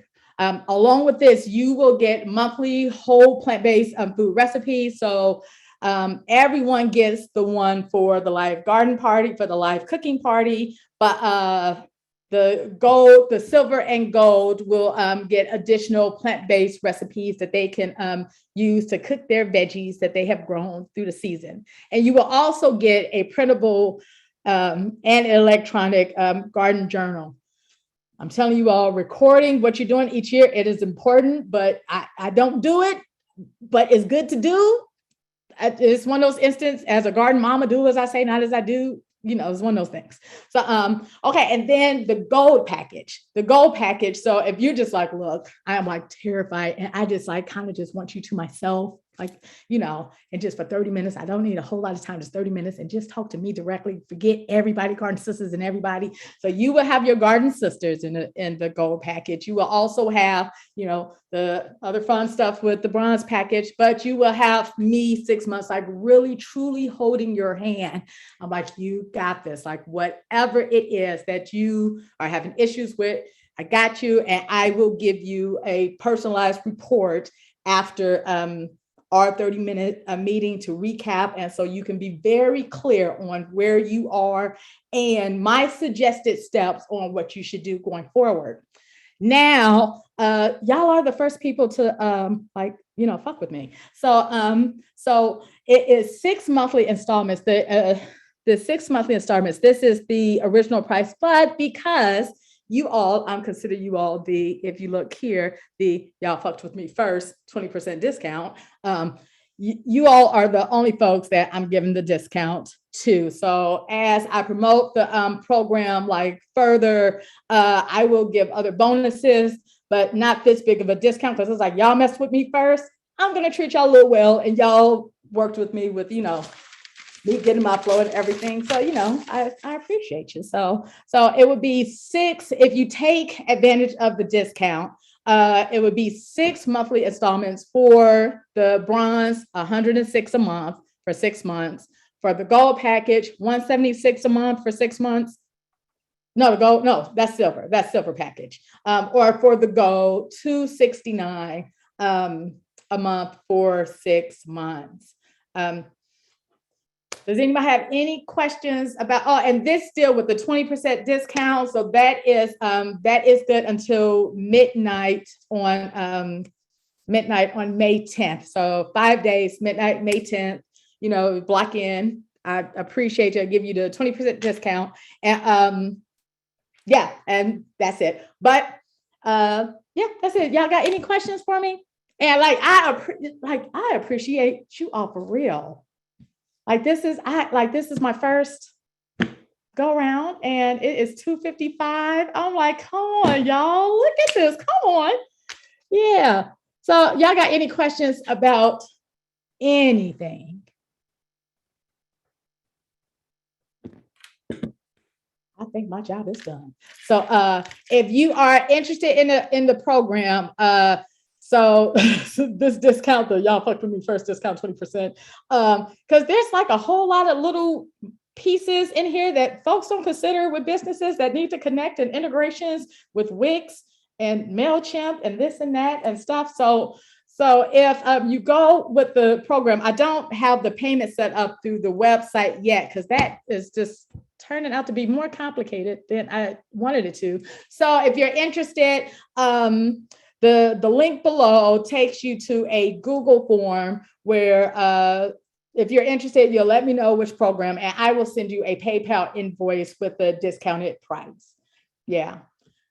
And this is what I say, y'all, you know, spread your beautiful, beautiful, beautiful energy into the world, y'all. Let's heal the world, like for real. It's time, and we are here for it. I believe that we are here at this time for this moment to do it. And I believe we can change. I know a lot of people don't think we can change the world, but I do. I think each of us can do it. I think we all have the power. Yeah. So I appreciate y'all. Thank y'all so much for coming. Thank you so much. Thank you. I'm gonna send this recording to y'all. Thank you. Thank you. So I'll email this recording to y'all. And I really appreciate y'all coming. Yeah. And email me, y'all got any questions or anything. The goal and the intention is to get all of us growing something so we can heal ourselves and heal the world. So if you have any kind of questions, send me I said email. I don't like email. Send me a message on like Facebook. If you email me, email is fine. And yeah, let's start healing, folks. So thank you. I appreciate y'all. Bye. Thank you.